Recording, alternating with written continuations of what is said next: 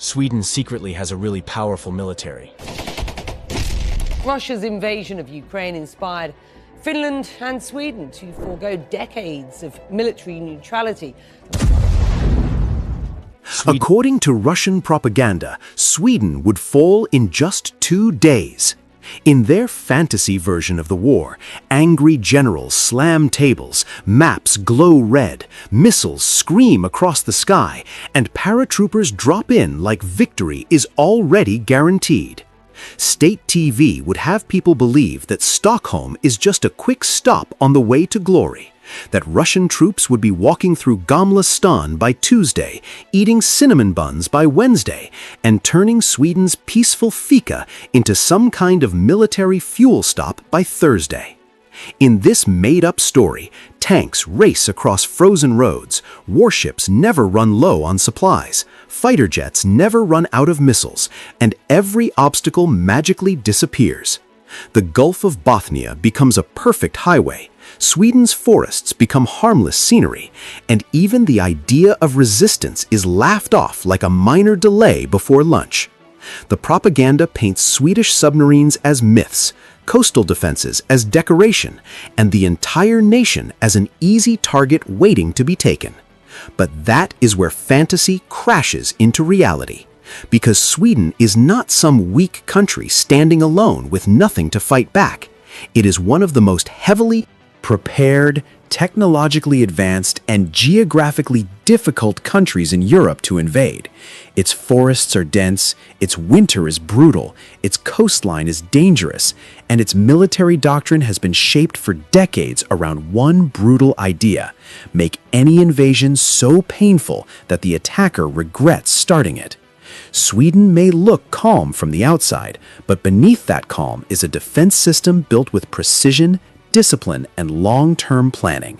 So when propaganda claims Sweden could be conquered in 48 hours, what you are really hearing is not strategy, it is theater, it is noise, it is a fantasy designed for television, not a real battlefield.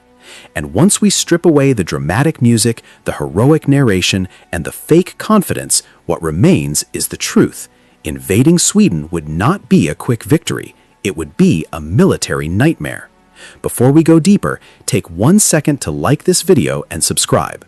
More than 98% of viewers watch our videos without subscribing, and your support truly helps this channel grow. The real question is this: could Russia actually do it? Now, let's turn off the dramatic music, step away from the propaganda, and look at the real map. Sweden is not some empty piece of land waiting to be taken. It is a nightmare for any invading army. This is a country of deep forests, endless lakes, rough granite ground, scattered islands, narrow roads, and long coastlines that are far better for ambushes than for easy landings. The idea of Russian forces simply rushing across the frozen Gulf of Bothnia sounds dramatic on television, but in real life it is more of a fantasy than a serious military plan. Armies do not just need to arrive, they need to keep moving, keep supplying fuel and ammunition, stay alive in brutal cold, and survive under enemy missiles, aircraft, and constant surveillance. And that is where Sweden becomes dangerous. The land itself works against the attacker. Every forest can hide defenders. Every narrow road can become a kill zone. Every frozen stretch of ground can turn into a trap. Even in summer, trying to push from the Baltic coast towards Stockholm would be painfully difficult. It would be like trying to drive a heavy military column through a maze of rocks, trees, bottlenecks, and hidden firing positions, while precision weapons are hunting you every step of the way. And then there is Gotland, the island that sits in the Baltic like a giant military pressure point. That island matters because it helps control key sea lanes and air routes across the region. If Russia does not take Gotland, then Swedish sensors, missiles, and allied forces can turn the Baltic into a deadly box. But if Russia tries to seize it, then it has to launch a dangerous landing against an island that Sweden has already strengthened, remilitarized, and prepared to defend. Since joining NATO, that importance has only grown. Gotland is not just another island, it is a strategic lever, and no serious defender is going to hand over that lever without a brutal fight. Then comes the next problem. How would Russia even get there in force? Sweden may have a long coastline, but that does not make it easy to invade. A real assault would need ships, landing craft, air cover, huge supply lines, and the ability to move thousands of troops, tanks, and equipment onto hostile shores while under attack from submarines, coastal missiles, mines, and aircraft. That is not a simple operation. That is one of the hardest military moves possible. Russia's Baltic amphibious strength is not some unstoppable hammer. It is limited, vulnerable, and risky to use in a sea where Swedish and NATO forces would be hunting every movement. Landing one force is hard enough. Keeping it supplied afterward could become a disaster. And what about the idea of a sudden airborne strike? Paratroopers dropping in, grabbing an airfield, and opening the door for a rapid takeover? That sounds cinematic, but modern war has already shown how dangerous that gamble can be. Airborne forces without quick reinforcement, protected supply routes, and full control of the skies can be torn apart by determined defenders. Runways can be destroyed. Transport aircraft can be forced away. Elite troops can find themselves isolated, exposed, and fighting for survival instead of celebrating victory. Sweden has watched these lessons carefully. It has studied what happened in Ukraine, and it understands exactly how deadly these operations can become for the attacker. Any attempt to seize an airfield near Stockholm would face mobile air defenses, rapid military response, prepared ground units, and a society that already expects to mobilize in a crisis. So what would actually greet an invader in Sweden? Not panic, not surrender, but a defense system built to appear from nowhere, strike hard, and disappear again. And that begins with an air force designed not to sit still and wait to be destroyed, but to fight from everywhere and nowhere at the same time. The JAS-39 Gripen was never built to sit on big air bases waiting to be destroyed. That is exactly what makes it so dangerous. Sweden designed this fighter to survive in a real war, not just look good in air shows. Under Sweden's Boss 90 doctrine, Gripens can land on highways, hidden road strips, and small remote locations deep inside the forest. Tiny ground crews can refuel and rearm them in minutes, and then the jets disappear again before the enemy can react. That means Russia would not be facing an air force sitting in one place. It would be facing an air force that appears, strikes, and vanishes like a ghost. Gripens can launch from roads, move between hidden positions, and come armed with long-range meteor missiles for beyond visual range kills, and Iris-T missiles for brutal close combat. On top of that, their electronic warfare systems make enemy targeting harder, confuse sensors, and weaken the attacker's ability to see clearly. This is not just theory. Sweden has actually trained for highway operations and built both the aircraft and its pilots around this exact kind of fighting. And now, with the newer Gripen E entering service, Sweden's air power is getting even sharper, with better sensors, longer reach, and stronger weapons, all while fitting perfectly into this scattered, hard-to-kill style of war. That matters because in a real Baltic conflict, you cannot bomb every road, every hidden strip, and every forest position. And you cannot easily destroy aircraft that you cannot find. In war, Gripens would not just defend Swedish skies. They would hunt enemy ships, intercept Russian aircraft, protect Sweden's airborne surveillance assets, and work together with ground radars and NATO systems to turn the whole region into a deadly tracking network. Russia would not simply enter that airspace unnoticed. It would be seen, tracked, identified, and targeted from multiple directions at once. Every movement would become dangerous. And at sea, things only get worse for an attacker. Sweden's navy is not built for flashy power projection. It is built to make invasion terrifying.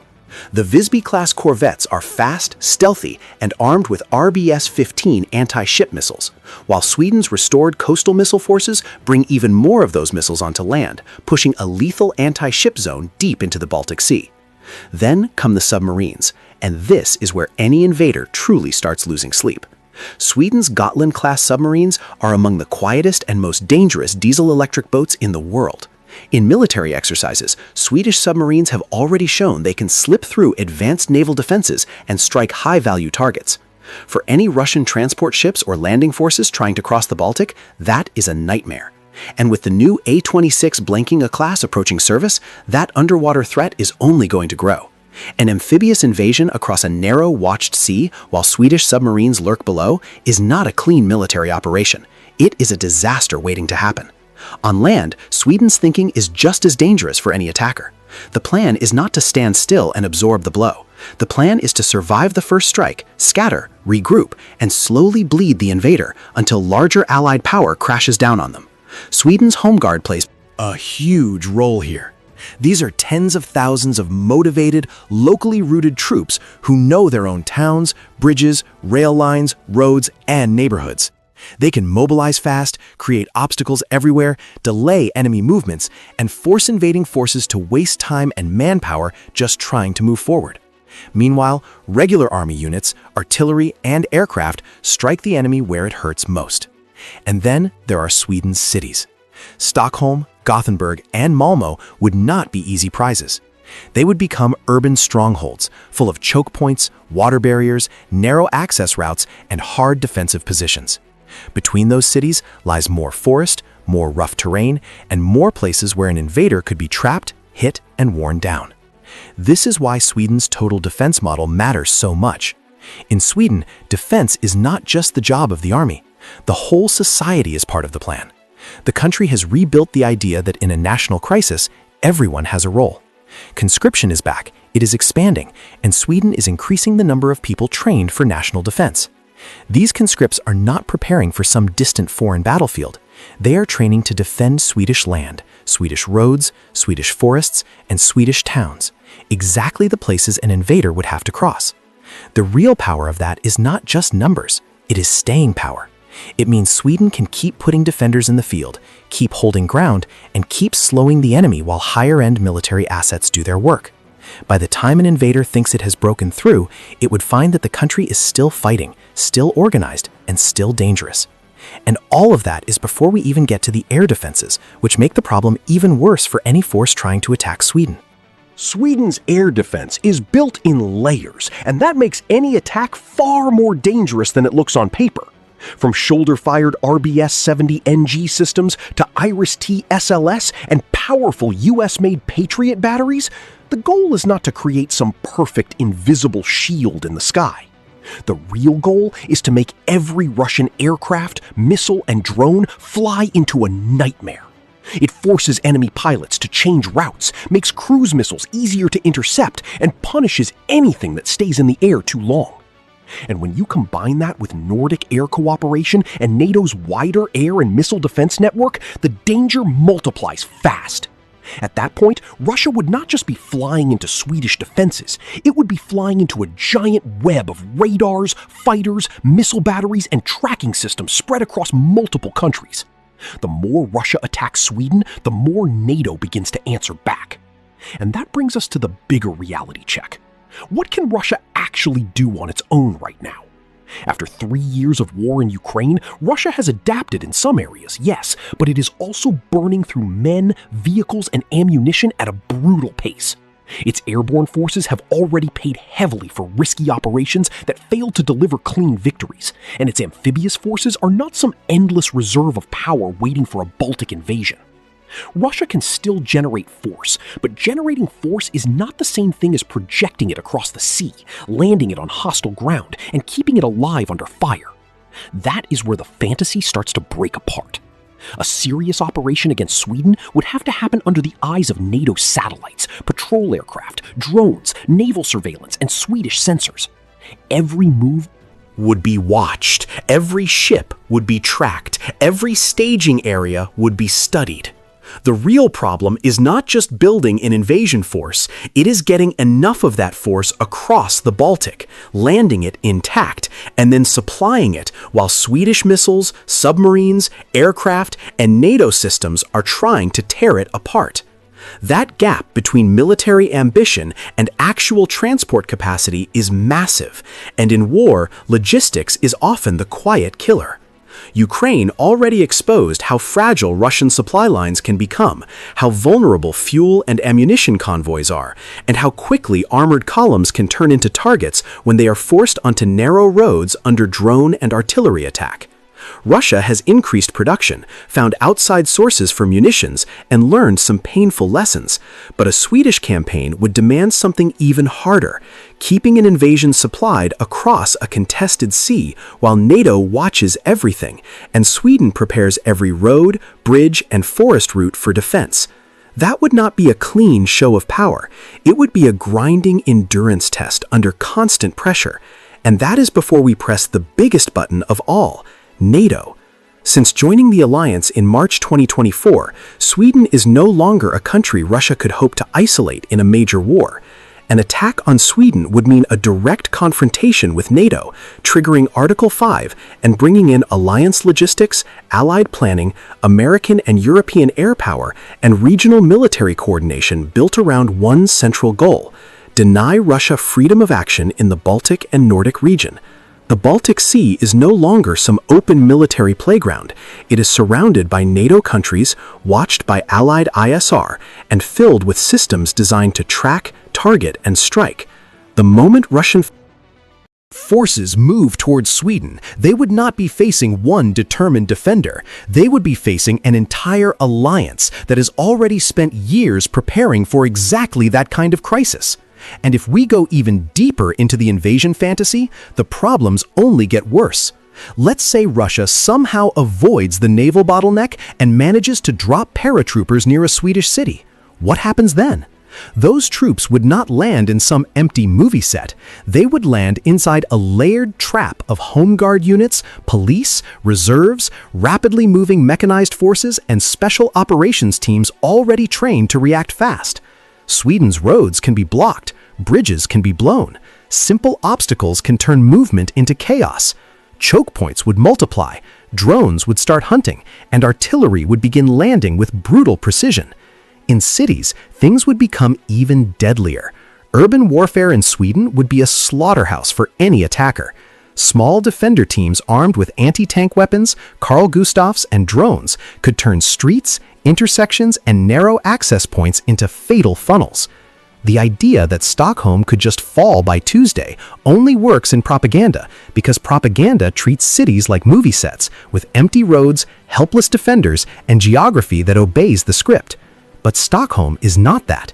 It is a maze of water, bridges, stone, streets, and hard defensive terrain, defended by people who know exactly where armored vehicles slow down, where columns get trapped, and where invaders die. Here's your full extended YouTube script paragraph in easy words, human style, and a dramatic high-impact tone. Meanwhile, out at sea, the problem for Russia becomes even worse. It would not just have to land forces in Sweden, it would have to protect them, resupply them, and keep them alive while Swedish submarines hunt every route across the Baltic. And that is where fear starts to grow.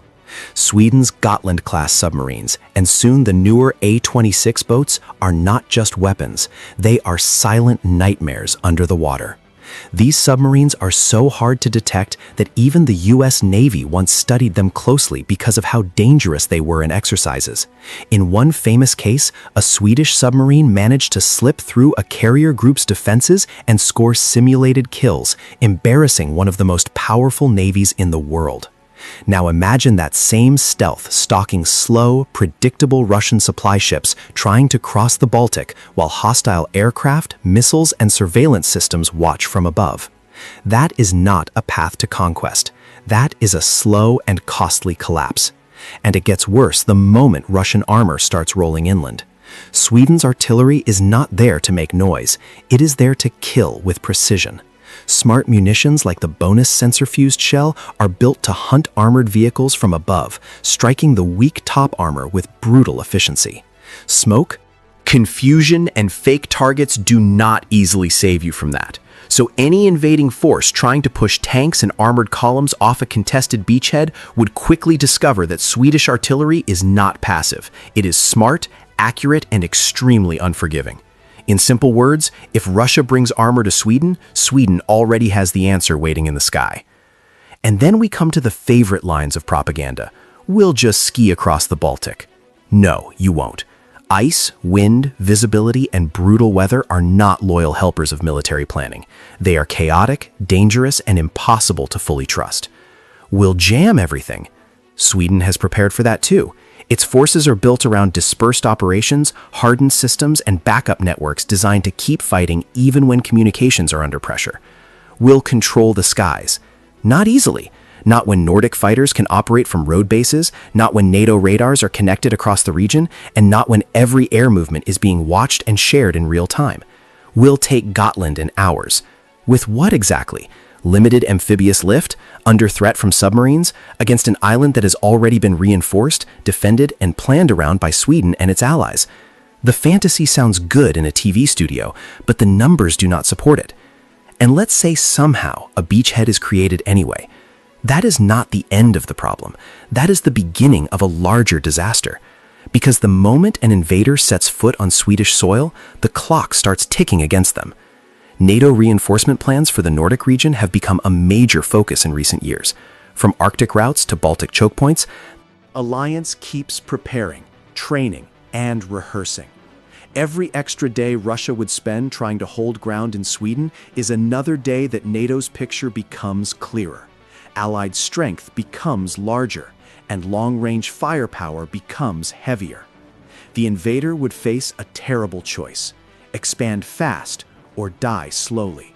But expanding means leaving the beachhead, pushing into forests, crossing bridges, using roads, and entering terrain Sweden has prepared to turn into a trap. That is where momentum dies. Let's be fair here. Russia is still dangerous. It can still launch serious strikes, mass missiles, and put pressure on one direction at a time. But conquering a country is not the same as firing missiles at it. Conquest is about running a full campaign, and conquering Sweden would require air superiority that Russia could not safely hold, sea control that it could not guarantee, and supply lines it could not protect under the eyes and guns of a fully mobilized Nordic region backed by NATO and the United States. It would mean opening another front while still grinding through a brutal war elsewhere. And in Sweden, every major factor becomes worse for the attacker. Colder seas, tighter waterways, more Allied air cover, shorter defender supply lines, and a population trained and mentally prepared to resist. That is not a 48-hour operation. That is military arrogance dressed up as a weather forecast. And on Sweden's side, the real power is not only in missiles, jets, and submarines. It is also in something deeper, a national culture of total defense. Sweden has spent years preparing not just its military, but its society for crisis and war. That means many decisions are already made before the fighting even starts. Who protects infrastructure? Who repairs damage? Who guards transport routes? Who mobilizes where? How the military keeps ammunition, fuel, and supplies moving. When a country plans all of that in peacetime, an enemy's neat attack arrows on a map begin to slow down, then twist, then get stuck. The more Russian planners study Sweden, the less it looks like an easy win, and the more it looks like something they fear most: attrition warfare. A long, painful, grinding conflict where every day costs blood, machines, fuel, and momentum. So in the end, could Russia conquer Sweden on its own? Add it all up. Geography that kills speed. An air force built to disappear and strike again. Submarines that turn sea lanes into death traps. Coastal missiles and corvettes that punish every ship that gets too close. A home guard that creates friction everywhere. Conscription feeding a defense system designed for exactly this land. And beyond all of that, NATO Article 5, integrated missile defense, Nordic air power, and an alliance that keeps rehearsing for exactly this kind of crisis. The propaganda version says the war is over in 2 days. Reality says the opposite. The propaganda film ends with victory music. The real movie ends with failure. And because this is Military Hub, let's finish with one simple truth. Could Russia conquer Sweden on its own? Only if Sweden suddenly forgets how to fight, how to fly, how to sail, how to hide, and how to resist. And only if NATO decides to take the longest coffee break in history. Until then, the cinnamon buns are staying exactly where they belong. If you found this deep dive valuable, hit the like button and subscribe to the channel for more powerful stories about the technology and strategy shaping modern warfare. The next few years will be critical, and we'll be here to cover every major development. Thanks for watching, and we'll see you in the next one.